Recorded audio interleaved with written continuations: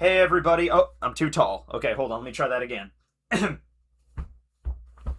Hey everybody. Teching 101 here. I am still in Japan at the moment. Do you want to see what I purchased in Japan? it is it is a rather ridiculous ostentatious item, but I think you're going to love it. All right? Are you guys ready for the greatest jacket that has ever been made by humans? Behold, the Four Emperor jacket, right? We got Buggy, we got Shanks, we got Blackbeard, we got Luffy. It's completely reversible. Their wanted posters are on the inside. And you know what?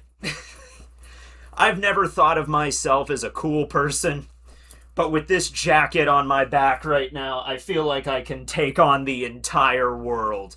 I am channeling the powers of the Yonko right as we speak. Anyway, Elbaf! I can't shout Elbaf at the top of my lungs. I'm in a hotel right now. But this will be One Piece Chapter 1183 review, titled Good Morning Mermaid, or Good Mermaid. It's a pun on morning and mermaid. It's Good Mermaid. Good Minute Maid, like the orange juice. Yeah, there you go.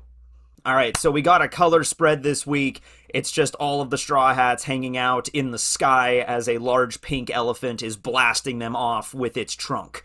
All right, and so we see all the Straw Hats there. Looks pretty cool. Brook's jamming out on his guitar. We're going to get a Brook flashback in this episode, in this chapter. It's crazy to me, like, I don't know how Oda decides these things, right? I don't know if Oda's sitting around being like, okay, I've revealed Imu Norona's real form. I think we could take a break from that and show Brook's backstory now. I mean, I don't know if this is something he just does off the cuff or something he planned on in advance to kind of build more tension, but whatever. I feel like it works. It's like One Piece has a lot of moving parts. I don't know if you've noticed.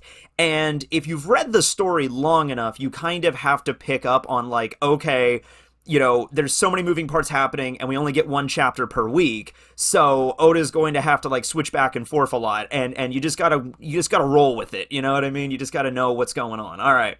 So we do pick up where we left off last time. We do see Imu Norona facing off against the Needhog and Ragnir. We're also going to get some stuff with Zaza in this chapter, so that's going to be expanded upon. And then Brook's backstory is going to be the latter half of the chapter, okay?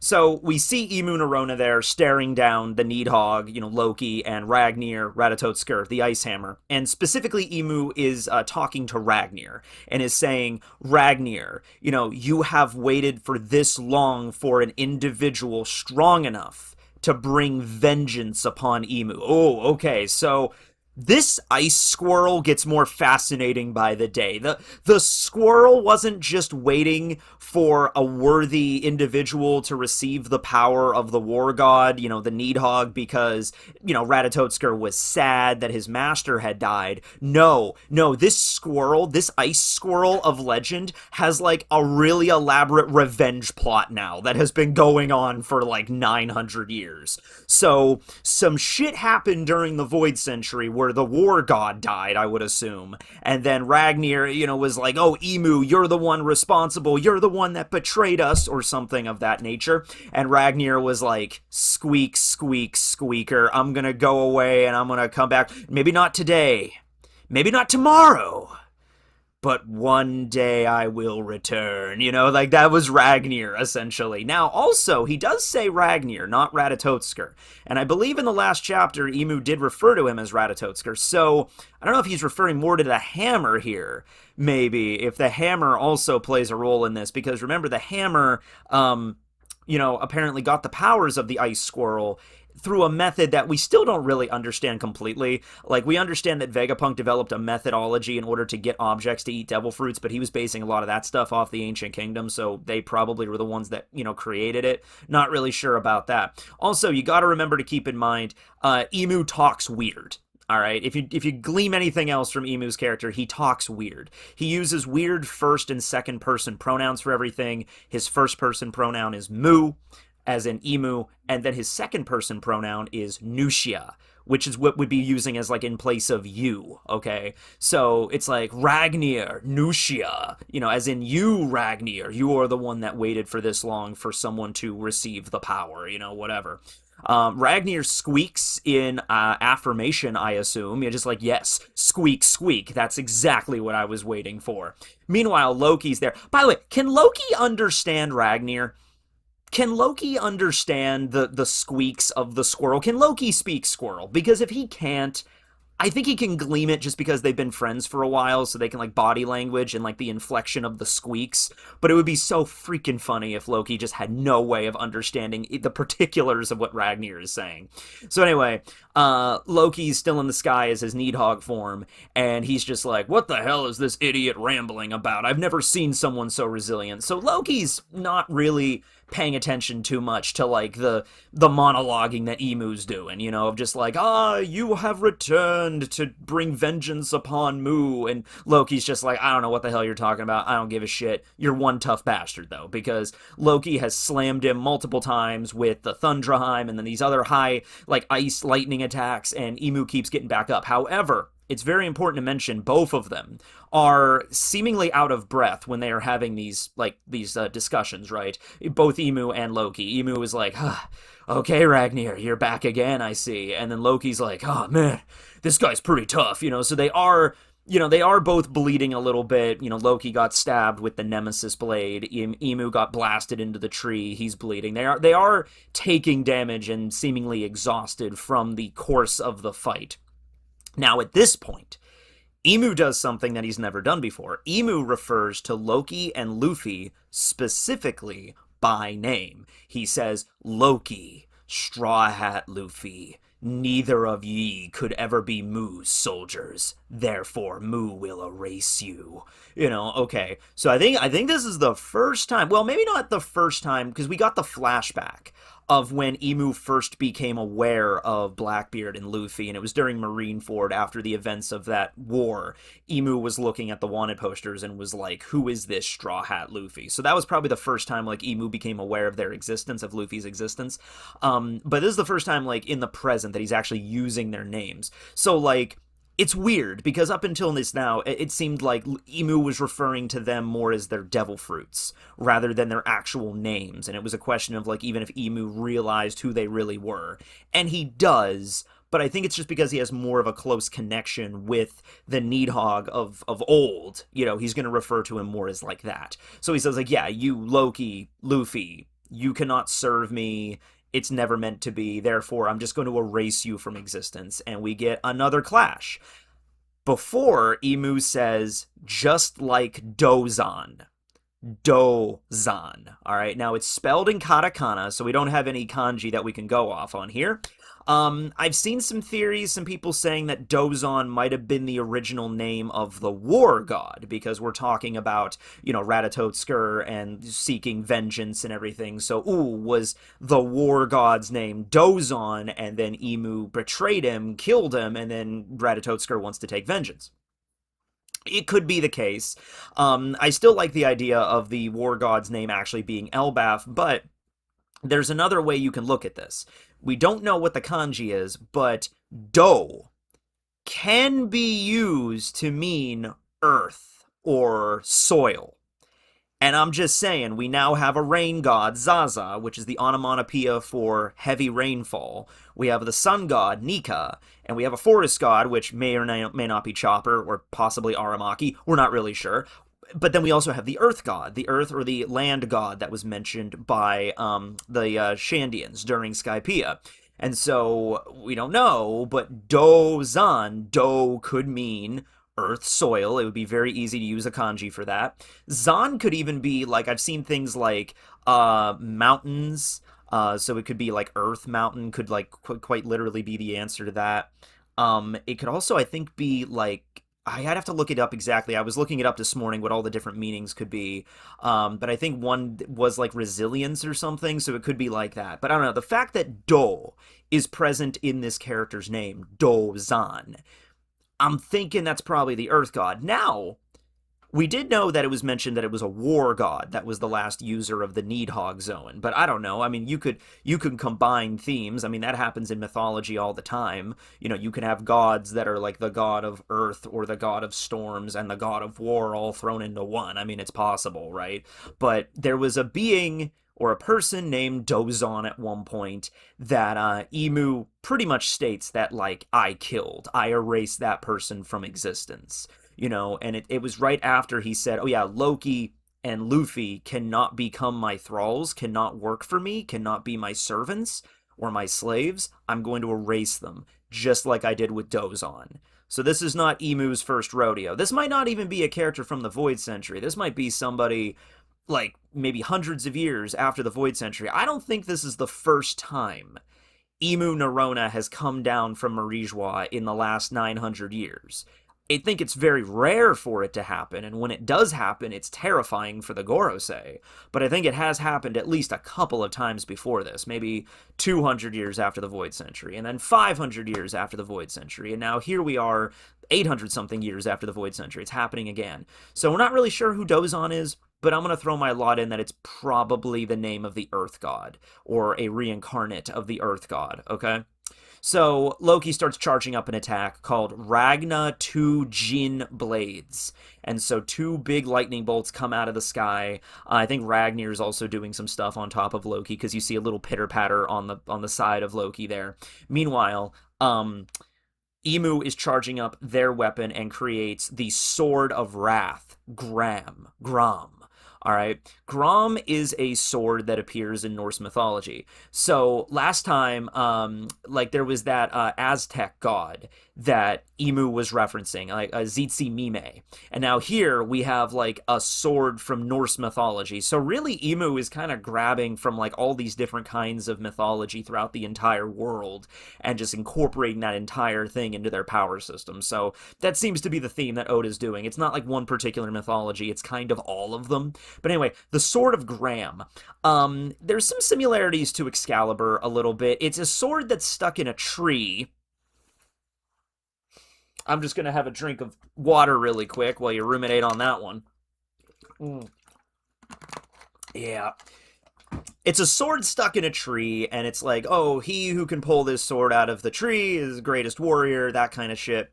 Sigmund is the one that eventually pulls it out, or Sigurd, one of the two, and he pulls it out, and he fights against Odin with it, and I think Odin actually breaks Gram with his spear, so we could see where that maybe goes. But anyway, that's the name of this technique. It's a giant black fire sword that Emu creates to parry the twin lightning bolts that are coming down on him from Loki's attack. And so we kind of just see that one scene where they're clashing in the middle of the air. We don't see the result of that.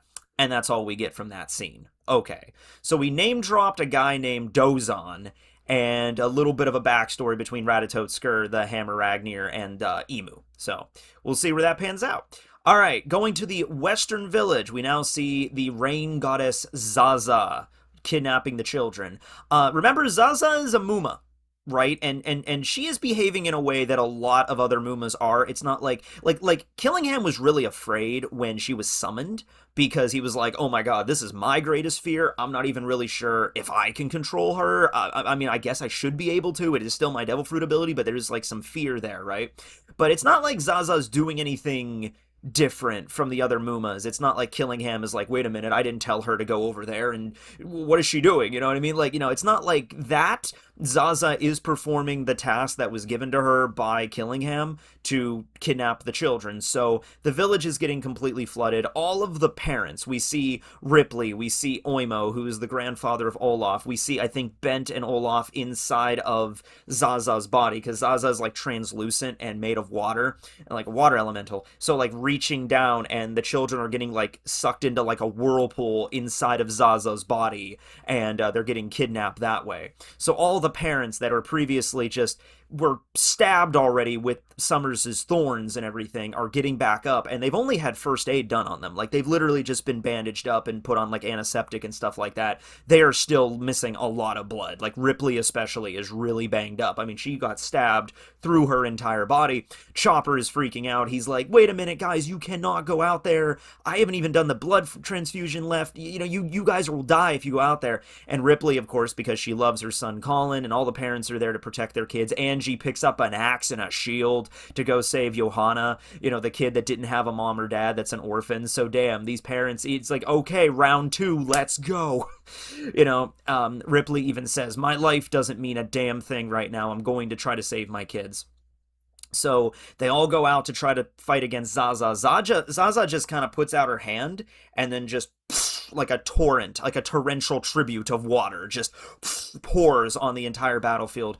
They're firing arrows at her. They're trying to stab her with swords. Oh man, it's not doing much. It's not really doing anything. The kids are all being, kidnapped with her forearms. Killingham is like, okay, we got 7 of the kids. That's not all of them. I'm not sure which ones got out. I'm pretty sure Colin was kidnapped. We see Bent. We see Olaf. I'm not sure if who was the other kid that was it Rodo's brother? I don't think that was Bent, was it? No, I think it was somebody else. I can't remember exactly all the kids' names right off the cuff. I think Johanna's there because Angie was jumping into action. So, yeah, I'm not really sure. I guess there would be like 3 or 4 kids that were not kidnapped by Zaza. But anyway, Killingham says, well, 7. That's good enough. Let's just go. Let's just get out of here. Summers has the boat. We have the cargo, as it were. Let's get moving, right? And so they all start moving. At the same time, Sanji finally arrives in the village. He skywalks into the village. He sees Zaza in the distance, and he's like, what the hell's going on here? And that's it. We just have a look of serious determination on Sanji's face as he's rocketing towards Zaza. So Sanji's going to save the day. In theory, you would assume igniting your foot with like Ifrit Jambe and then kicking the rain god, you would assume maybe that would evaporate her. But then maybe the evaporated steam would also turn back into Zaza because, like, the goddess of rain. So, yeah. Also, to be fair, we don't really know Zaza's gender. Alright, I'm using female pronouns because she seems like a woman in the way that she's drawn by Oda, but I don't know if this is going to be a thing for Sanji. I don't know if this is going to be like, who's that? They're kidnapping the kids. I gotta stop them. Oh, giant lady. This is a pretty serious moment right now. And Zoro even told to Sanji, like, hey, you better not screw this up, okay? It's time to do this, okay? So I don't know if that's going to be an issue. I hope it's not going to be, but we're gonna see. Sanji is on the scene, ladies and gentlemen. So now we cut over to the giant ice block that Gunko was entombed in by Loki's technique, back when Gunko was still possessed by Imu. And it's still there. It's still there. We see a big explosion around the ice block from where Imu just kind of took out his staff weapon and just like boom and just blasted it right at her. But thankfully, like I said, the ice did manage to protect Gunko. So yeah, Imu did not seem to be like trying to save Gunko or trying to use an omen to power her up or anything. It really just seemed like, oh, you are useless to me now. You are a useless pawn on my chessboard or a piece on my reversey board. I'm just going to eliminate you, right? But apparently didn't do a great job because the ice was able to protect Gunko. She looks perfectly fine. I mean, the ice block, maybe it shrunk a little bit, but it looks perfectly fine to me. She's still imprisoned in there in like a cryogenic like sleep kind of thing, right? And even Loki said that like the only way to melt this ice is if Ratatotsker wills it to melt. So I guess that was a serious claim. Loki could back that up. All right. So we see Gunko in prison there. As we cut over to see the Straw Hats, we see Jinbei, Usopp, Brook, Nami, that are all like off to... They were by the Warrior Spring, but then Imu crashed down, attacked Sanji, and so I think they retreated a little bit. So now they're just on one of the tree branches, kind of in a place where there's just not as much chaos going on, which is pretty hard right now, but they found somewhat of a place. Now remember, Usopp and Brook got damaged pretty bad in their fight with Imu. They got banged up pretty bad. So they're on the ground. They're conscious. They're, talking, but like they can't really move all that much. They're really injured. And then you have Jinbei and then you have Nami there that are also like they can move around. They can do stuff. They're just kind of watching over them right now. Frankie went off to go check on Gunko and he'll be back in a moment. So Usopp, since, I mean, like, I was wondering, like, why they're bringing this up now with all this other stuff going on, but, like, literally Usopp and Brook cannot move right now. They're very hurt. So, like, now that they can talk again, Usopp is just like, hey, Brook, what the hell was up with that woman? Who was that? I jumped in to try to help you because it seemed kind of serious. I have no idea what's going on here. Who was she? And Nami's like, yeah, Brook. Was she like an enemy from your past? Tell us about your storied past, Brook. And then Brook is like, yes, she's not an enemy, but she's someone I hoped I would never have to face again. Do you want to hear the tale of the humming swordsman? And it is like, I feel like Jinbei and everybody would be like, well, we got other stuff going on right now, but I don't want to deal with that. I mean, like, seriously, what are they going to do right now? I mean, like, I guess Jinbei going to fight Zaza would be a cool fight, the first son of the sea versus the mom of the sea, that would be cool. But, yeah, sure, we can hang out and listen to your backstory, like, pull out some popcorn. Okay, so Brook is like, hey, I'm not really sure who that woman is because I'm really confused. She reminds me of somebody I knew a really long time ago, but if she would still be alive today, she'd be around 77 years old. And I'm not even sure if it's the same person, if it's her daughter or granddaughter. I don't know. And then Nami's like, well, she can't be the same person, right? I mean, somebody that you knew in your past? I mean, she's a celestial dragon, right? And Brook's like, well, yes. But the last time I did see this woman, Princess Shuri, she was departing for the Holy Land. So I think, like they're pretty, like, Brook is pretty smart in the way that he's deducing this. He's like, I think Brook, more than anybody, given the fact he's a walking, talking skeleton whose soul was ripped out of the great beyond, probably realizes, like, anything is possible in the fucking One Piece world, right? Like, anything could happen here. So he's like, all right, there was a person I knew a long time ago. She should be an old woman right about now. But a lot of weirder stuff has happened, and I'm proof of that. So maybe she is the same person, and she's just been brainwashed and given immortality or something like that, right?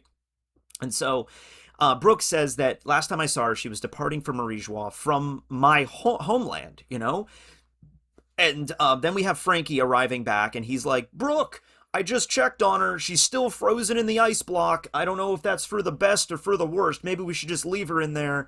I'm not really sure. At the end of the day, even if it's somebody you did know, Brook, she did try to attack us. She attacked us on the ship, and she tied us up, and then she went all demon form and then attacked us again. Like, she's clearly a threat. And then Brook is like, yes, but think about it this way. She's also the one that released our restraints. So Brook basically brings this up, like, there's like 3 distinctive personalities we have noticed between this woman, okay, this Gunko, right? The first one was her personality where she ran into them on the boat, and she's like, you will all be, imprisoned, you will all be defeated, and then she tied them all up. And then there's that other personality when she became, like, aware of herself, she remembered, she's like, Brook, no, you have to get away from here, please, I'll let you escape, but you have to go now. And then there's the third personality, which is actually Emu's personality, but Brook doesn't know that, of possessing, like, Gunko and being like, thou art will die, So Brook doesn't know everything about this, but he realizes, like, okay, this is weird, right? There are 3 very distinctive personalities that seem to be showcasing through her, and also there are the cases with the giants being Domi Reversied, being turned evil. There seems to be some possession bullshit going on here. I think she's the one that's actually a victim here. Okay, I think that's what Brook is coming to the conclusion here for. And so he does say, he's like, hey, there is one of those personalities that is a personality that's very similar to the little girl that I remember from my homeland. Okay, and said, now Jinbei brings up a line here that I'm kind of like, I don't know, Jinbei, this is a little bit extreme, but Jinbei's like, well, I'm sorry if this is insensitive, Brook, but we need to know right now if we're gonna save her or kill her, and we can't move until you decide. I mean, I don't know, Jinbei, that's a little bit cutthroat. You could just leave her in the ice. It's like, we can either kill her right now, or we could free her, or spare her. I was like, I vote just leave her in the ice for right now. Maybe that's what Jinbei was implying. I don't know. But he seemed to be like, Brook, we need to know if I'm going to go over there and kill that woman right now. And I'm like, okay, well, Cool your jets, Jinbei. Calm down. Let's listen to the flashback first, at least. Okay, I don't know about that one. But Brook finally he tries to get back up. He's shaking. His body is aching. He's getting up, and he's like, "This was all a really long time ago. She was just a little kid at the time, and I was a younger man as well. In the now fallen kingdom of Esperia, or Esperia. Okay, Esperia, Esperia. All right. It was a country where music flourished and instrument studios lined the streets. It was a simpler time. It was a better time." And then we transition into 70 years ago in the West Blue, Brook's backstory, the youngest we've ever seen Brook. Well, we did see him drawn as a child. Oda did draw him as a little kid playing the violin, but, he is going to be 20 years old at this point. And we see him without his little goatee, we see him without his glasses, and we see him without his scar. He's yet to have his scar. So I'm going to assume the little like omega-shaped scar, like horseshoe scar he's got on his forehead, this is probably going to be the flashback where we're going to find out the origin of that thing. The thing that is it was such an intense scar, it got embedded onto his skull, and he uses that as a hinge to keep the tone dial. So we're probably going to get the origins of that. I never thought we would get... I thought that was just a plot device to be like, oh yes, I have a tone dial in my head for Laboon. But no, it's probably going to be relevant. Okay, so before we even get into the flashback, let me just give you a little bit of like the stuff we already knew about Brook and a little bit of backstory here, okay? So Brook is currently 90 years old, all right? He joined the Straw Hats when he was 88 years old. He had been dead and floating in the Florian Triangle for 50 years. He died when he was 38 the first time. At that time, he was the captain of the Rumbar crew. His crew got attacked by another crew that used poison, and they sung being sake, and it was very sad. Prior to that, he was the first mate of the Rumbar crew under Captain Calico Yorkie, who was a very noble man, respectable individual, and they entered the Grand Line with a little island whale named Laboon, and so they left him with Crocus at the Twin Capes. Yorkie ends up getting an illness along with half of the crew and then passes that torch over to Brook, okay, at that point. So before then, the only thing that we knew about Brook prior was he was a musician, of course. He attended some kind of school, that was mentioned during Elbaf, and he came from a place in the West Blue where he led a battle convoy or some kind of like guard corps, all right? We knew about that because he announced that when he was giving out his wanted poster, when he was making his self-introduction to Luffy and everybody. He's also an expert of using swords, the rapier kind of style technique, right? Okay. Fencing style. So, that's Brook up until now. Esperia Kingdom has never been a place that has been mentioned before. There was, during Sabaody Archipelago, do you remember one of the slaves at the auction house? His name was Byron, I think, and he kind of looks like a sort of like Mozart, Bach kind of character, like classical musician, West Blue, from a place called Torara, yeah, the Torara Kingdom. And he came from a long line of musicians. So a lot of people thought the Torara Kingdom was from the West, and it's a musician place, and that's where Brook was from. People thought that. Not the case. Also, it didn't actually say, I went back and checked, it didn't actually say that Torara Kingdom was a kingdom of musicians. It was just mentioned that Byron, the person that was being sold at the auction house, came from a long line of musicians. It wasn't like the thing of the entire island. Here, Esperia is. One more thing before we get into it. In the movie Film Red, we get the introduction of Uta, and she comes from an island called Elgia. All right, and Elgia is a place renowned for its music. So this was a place that was introduced in Film Red. Doesn't really have much of a similarity in terms of appearance. I mean, Elgia, Esperia, other than both starting with the letter E, not much to go on here, but they also have something in common, is that they are a musical island. I just wanted to mention it. Maybe if it's just like Oda was like maybe taking some ideas from Film Red and incorporating them here. Or vice versa. He came up with the idea of Brook's backstory first and like, let's play a little bit with this in the movie. I don't know. Anyway, 70 years ago in the West Blue at 4 a.m., otherwise known as a time that no human being should be awake. No living thing should have to get up so early as to see 4 a.m. It's entirely mythical to me. I don't even know if this time of the day exists. I can only glean its existence through, like, well, okay, I guess there's a 9 a.m. and there's a 9 p.m., so I guess if there's a 4 p.m., there's also a 4 a.m., but I've never witnessed it firsthand. Anyway, 4 a.m. at the Asperia Kingdom. Brook starts to connect his amplifiers. He has like a bunch of speakers and stuff. He's on top of a building in the middle of town, and he begins blasting a song at full throttle first thing at morning, like before the crack of dawn or right at the crack of dawn. And the song is Good Mermaid. All right, where Brook sings a song about how he wants to see a mermaid and how they're so beautiful and how we're gonna sail and meet them and everything, and how I want to meet a sexy mermaid one day. So this is Brook at age 20, which isn't that much different from Brook now. It's just he's got a little bit more energy about him, okay? So he's literally singing a song first thing in the morning. He's waking people up. People, there's a dude out there probably that worked a really long shift at some factory the night before, working at the, I don't know, the piano factory or some shit, and he gets home and he crashes. He gets to bed at like 2 a.m. and he gets woken up to this shit. Good morning, Asperia. It's like, oh God, Brook, shut the fuck up. All right, but this seems to be a daily occurrence too. I would love it if it was. So he's singing the song. It seems like a catchy song. I can't wait to hear it in the anime. We get a bunch of people that are like hungover that are like, shut up, Brook. And then there's a little kid, a girl named Princess Shuri, who's waking up in the morning, and she's like, ha ha ha, good morning, Brook. And so she's happy as Brook is announcing this song to every section of the kingdom. He's like, the port and the arena. So we get to see all this, and we do get to see a full view of Asperia Kingdom as the island as it zooms out. It's like a multi-tiered island, kind of like a cake, and on top of it is a giant harp that has like forests growing on it. So it looks like a man-made structure, but it's one piece. It could be a mountain that just looks like that for all we know.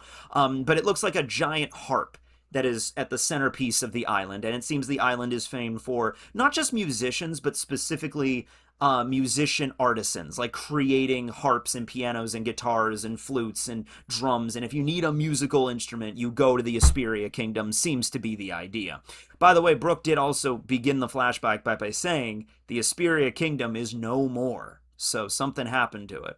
So Brook is jumping in the air. He resembles the sun god Nico when he does that, as he's jumping into the air, yo, singing the song.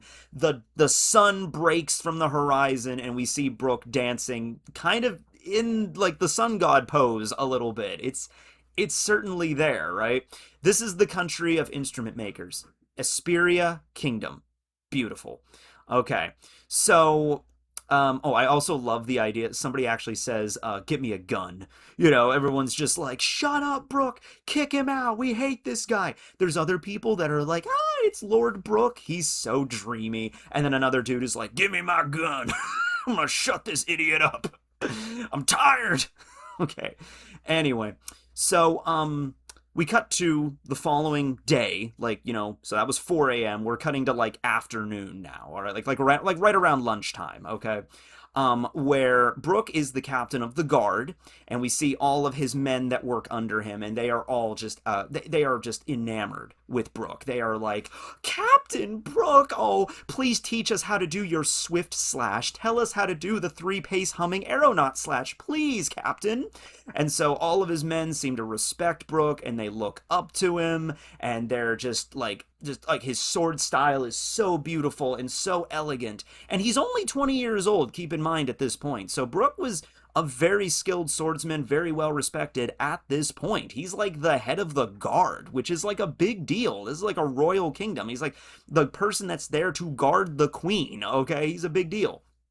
So, he says to them, I've been teaching you all, haven't I? You must master the basics before you can become. You must master the basics before you can dream, right? And so we see Brooke walking with Princess Shuri, who is 7 years old at this point. Blue hair, and she has heterochromia. So the heterochromia existed prior to her being in service to Emu. That was not something that happened. Although it might be something relevant, though, the fact that she has heterochromia. That might actually be like maybe something that got maybe Lily had heterochromia or something, because blue hair and the two different eye colors, maybe that's what Emu noticed about her, like, you are the reincarnation of Lily or some creepy shit, right? It might have been something like that why Emu got involved, because what we understand is that Shuri eventually ended up killing the queen. Probably not. Well, okay, wait a minute. Now this is a big deal, because I think the way that this flashback was set up, all of this happens, that this isn't like the beginning of the flashback and then we're going to go through Brooke's life, you know, and then like the murder of the queen by Shuri happens like 10 years after this or something. I think this is all happening 70 years ago, because that was, I think, the last time Brooke said, like, that was the last time I saw her. So that means, like, this implies that Emu possessed a 7-year-old and had her kill her own mom. You know, Oda's doing a really great job of really just coming up with just the most duplicitous evil motherfuckers in this story. Like, you thought Saturn couldn't get any worse than him. It's just like, if that is what happens here, holy shit. But anyway, we're not quite up to the sad parts yet. It's now happy, right? So Brooke is in charge of guarding the royal family. So he's walking in the garden with Princess Shuri. This is the scene we saw in Silhouette earlier, where Brooke was humming a tune and was, you know, holding Shuri's hand, and they were walking together. And they're singing Bing Sake here, you know, the ocean breezes guide our way. Far across the eye can see the sun is shining merrily as birds fly in the sky. So they're singing, they're having a really good time. Shuri, by the way, she has like this giant, it's kind of adorable. She has like this giant sword on her back. She's a little kid, but she has like this sword that she cannot probably even lift, but she's happy and she's smiling and she's having a great time. And she says, I think what just happened is that she was taking a sword lesson from Brooke. I think it was like kind of like an Arya and, oh man, who is Arya's sword teacher from Bravos in Game of Thrones? Oh, I can't remember his fucking name. But the one that gives Arya like a needle, and they practice with, you know, the dancing and stuff like that. That was probably just what happened. They just got done training together. And Gunko Shuri is like, "Do you think I'm gonna get stronger like Mama?" And then as soon as she says that, as soon as Shuri brings up her mom, Brooke immediately goes full Sanji hard eyes mode of just like, "Ah yes, your mother is truly strong indeed. Ah, Lady Candle, the light of my life. She is truly the most beautiful woman in the kingdom." So instantly just completely enamored with the queen of this kingdom. And Shuri's immediate reaction to this is just like, bad luck, you fell for somebody who was married, because there is a king and they are married. And he's actually right there in the garden with them, which makes this whole scene just hilarious. So we see the king of Asperia. His name is King Leuven, and Queen Candle, who we're going to meet later in the chapter. Now, King Leuven, how to describe this guy? He straight up, he looks like a homeless man that is cosplaying as a king. We're talking about a dude that has crazy wild hair, 5 o'clock shadow. He's got the Peter Griffin, like, butt chin, ball chin kind of thing going on. Dark rings around his eyes. Really like just, "Yeah, I hate everything." And he's in the garden. He's not dressed really like a king. He's got a cloak and a little crown, but he's just wearing like a pair of like just striped pants with a loose belt. He's wearing like an undershirt, like a tank top kind of thing, and a pair of like pearl necklaces. And there's on his cloak there's chains. So I don't know if that's something with like the symbol or like the heraldry of the Asperia kingdom. You'd think it would be something like a harp or some kind of instrument, but he's wearing a cloak that has chains on it. I'm not sure. Well, anyway, King Leuven is in the garden, and he has a pair of gardening shears, and he's just like trimming the garden. I guess that's his hobby. And he just, he doesn't look like a king. He just looks like a that's kind of how he looks. But he overhears Brook basically saying, I want to marry the queen. And King Leuven is just like, what do you say, Brook? I'll execute your ass for treason if you keep talking about my wife that way. And Brook is like, oh, my boss, I mean king, your majesty, Now, this is something I love. I actually am really digging this. You'll understand when we get to see Candle, and so I kind of want to wait until we meet her, but I'm just gonna say it now because I'm probably gonna forget, and there's other stuff at the end of the chapter, okay? So, Queen Candle is this, like, super elegant, graceful, like, she goes to the opera, she dresses immaculately, gorgeous. I actually really, really love her design, okay? She kind of reminds me of, not really so much personality, but in terms of, like, oh, and she used to be a previous head of the guard. So, she's this very elegant woman that kind of gives me Olivier Armstrong vibes from Full Metal a little bit. And the fact that she's married to King Leuven, who just is the exact opposite. But the thing is, they clearly have a happy marriage.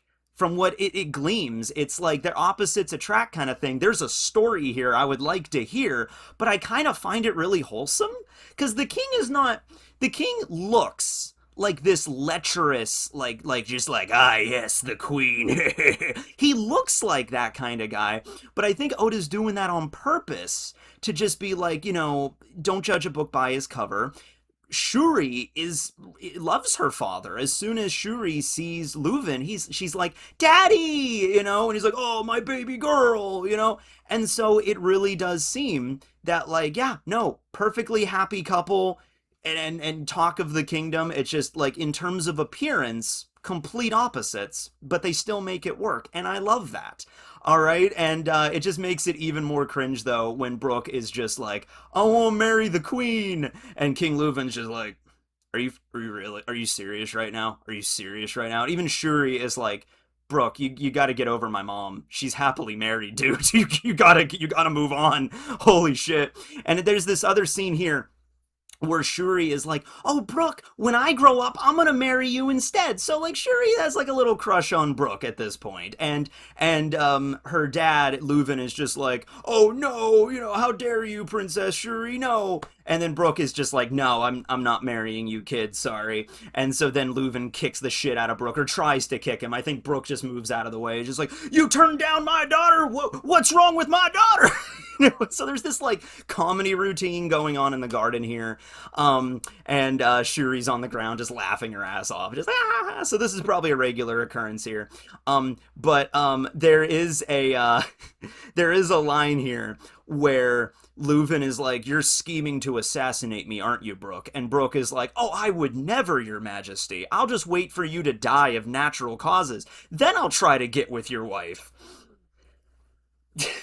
Okay, Brook, you're 20.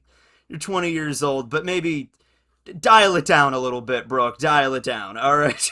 Just like, he's in there, he's waiting, he's just like waiting. Like, I can imagine they're all sitting at the dinner table, right, for the royal supper or whatever, right? And King Leuven and the queen are at the head of the table, and they're eating, and King Leuven looks like the kind of guy that just shovels food in his mouth. So Brook is there, he's drinking his soup, he's very elegant and everything, and then the king grabs a chicken, piece of mutton or chicken thigh or whatever, and he's eating it, and he starts to choke on the bone a little bit, and Brook probably instantly is like, oh,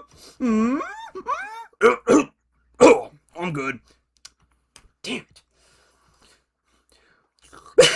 I can imagine that's like just what's going on in the background the entire time. And it's, my God, Brook. Okay, whatever. Anyway. So we move on. So a member of the guard arrives in the garden and is like, my apologies, your majesty. I'm sorry to break up the lighthearted fun that you three are having here, clearly. But a gang of raiders have arrived at the port, and they're closing in on the town. And the guardsmen at the port, they're being overrun, and I don't know if reinforcements from the castle are going to be there in time. We got to do something here. And then Leuven's like, okay, who are they after? As like, they're calling for princess, I'm not princess, they're calling for Queen Candle, your majesty. And she's currently at the opera house in the center of town enjoying a show. And so there's this family, like this crime family. Remember, this is taking place in the West Blue 70 years ago. This is where Don Marlin is from. This is where, wait, Moron family. Is this Marlin family? No, it couldn't be the same family, right? Because it's spelled completely differently. The Don Marlin and more, because it's spelled Mouron. At least this translation is using that. Could it be related to Don Marlin? I don't know.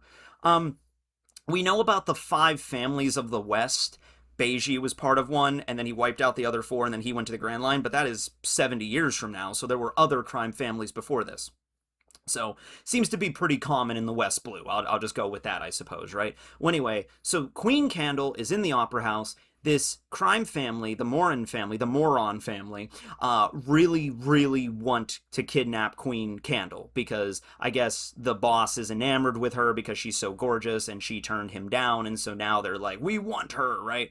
So they're arriving in the center of town here and they're like, we need to contact the opera house. And so they tried that, but I guess they set the Den Den Mushi on silent at the opera house because it is an opera house. You don't want to disturb the concerto or whatever, right? Okay. And so Shuri's like, Brook, you have to do something to save my mom. And then Brook is kind of like blasé about this. He's just kind of like, the Moron family.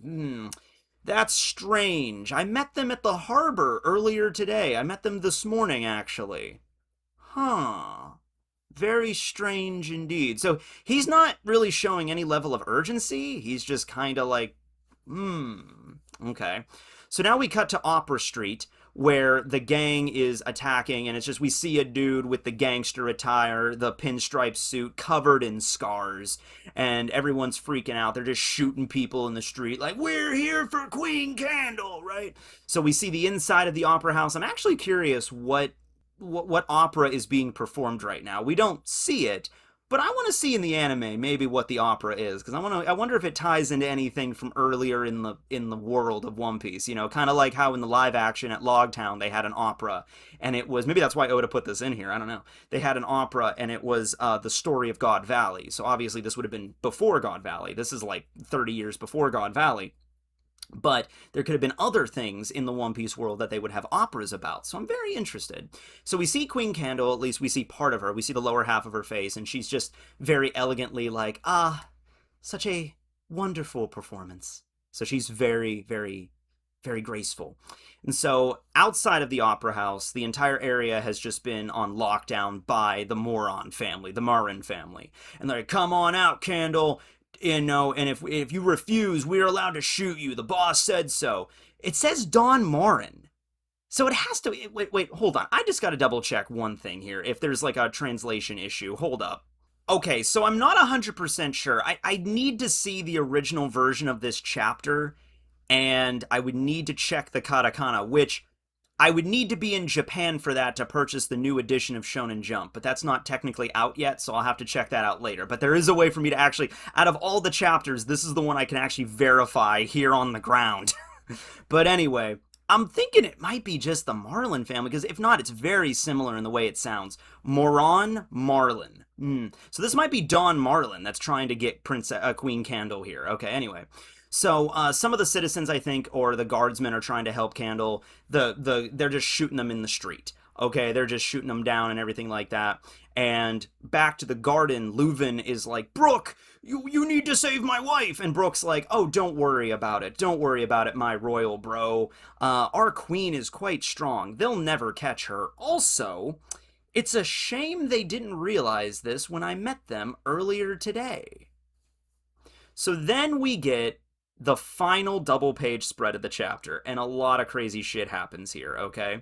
Brook is there, nonchalant, he's still in the garden, keep in mind. They're not even close to where the siege at the Opera House is going on. Brook just kind of turns to them and says, I've already cut them down. We cut back to the auction house, not the auction house, the Opera House, where all of the gang members of the Marin family just like gushing blood and sword wounds and and their guns are getting sliced in half and their heads and their legs and their chests are like invisible air blades are just rushing through the streets, just slicing them all down.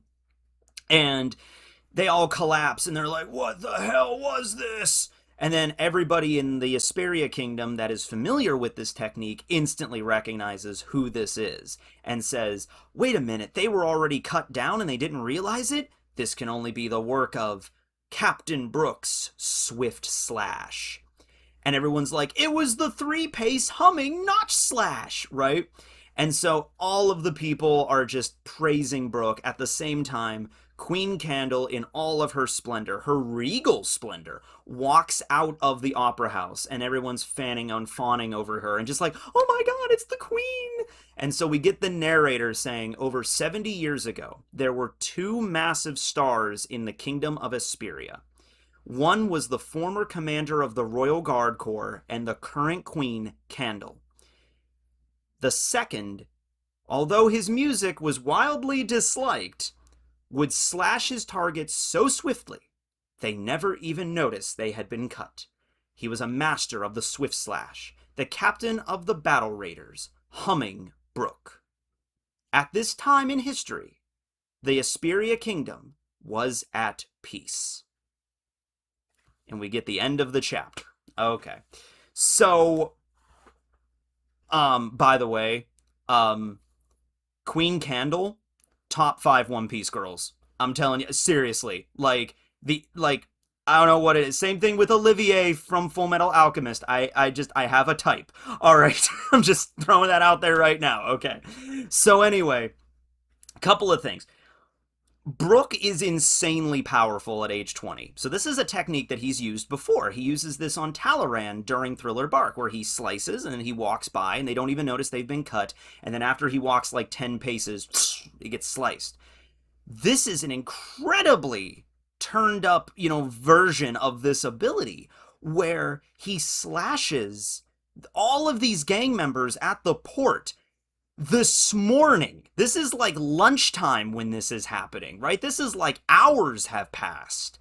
And it's not a 3-pace humming, 10-pace humming. This is like Brook has time to cut all these people up, go out for a light brunch, write some music, go and polish his sword, head back to the castle, take a 15-minute nap, go out, train with Princess Shuri in the art of the sword, and have a little bit of a back and forth about how he wants to bang the king's wife, and then finally they get cut. This is like the 10,000 step, version of this technique. You might be wondering, how can Brook use a technique like this at age 20, but now not when he's 90, when he's apparently, technically he should be stronger, right? He's definitely trained and gotten more strong over the years, right? And he has access to all these different abilities now with his devil fruit. So are you going to say Brook was stronger at age 20 and he's actually been weakened? Or are you going to say Brook always had the ability to do this? Because, if the ability, because think about this. The skill of this technique is he cuts somebody and they don't notice until later. What if Brook could choose to whatever amount of time he wanted? Or maybe it's less about Brook and more about it is about Brook. It's about how skilled he is at the technique and how the other people, let's say Brook is level 50 and these gang members are level 10. And so when he cuts them, they are so oblivious. They are so unskilled. They are so just it's what was that? I don't know, man. Right? And it's it takes them that long because they're just so dumb and their reflexes are so shit. It took them 5 hours to finally, get cut. Okay? So, yeah, that would be maybe more of what I think. So maybe it goes on the level of opponent he's using this on, right? If he uses it on just a normal commoner, they might not realize they've been cut for a day. Right? But if he uses it on anybody else that's skilled and strong, then the attack will hit much sooner. Okay, same thing with Ryuma and Talaran too, I guess. I don't know, but Brook is really skilled with the sword, and he's also referred to as the Swift Slash. So he's got another epithet there.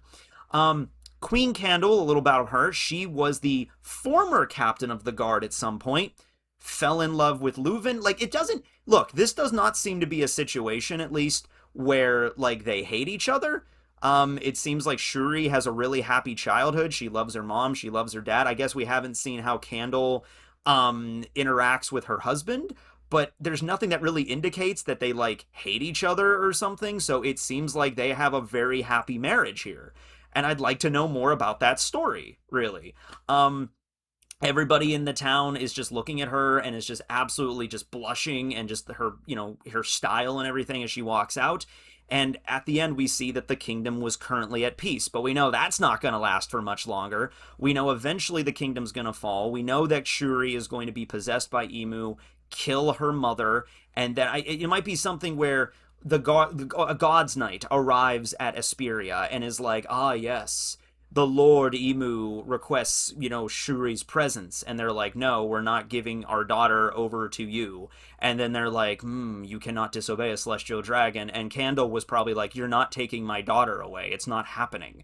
And so they're like, okay. And so it's not even like the God's Knights are going to kill Candle. It's they're going to make, because maybe Candle, oh, what if Candle was so skilled? What if she fought a God's Knight and was actually kicking ass? And then it's like, you're never going to, you're never going to take my daughter. You're never going to kill me. I'm going to always be there to protect my family. And then Emu was just like, oh, okay, I'll just possess your daughter and have her kill you then.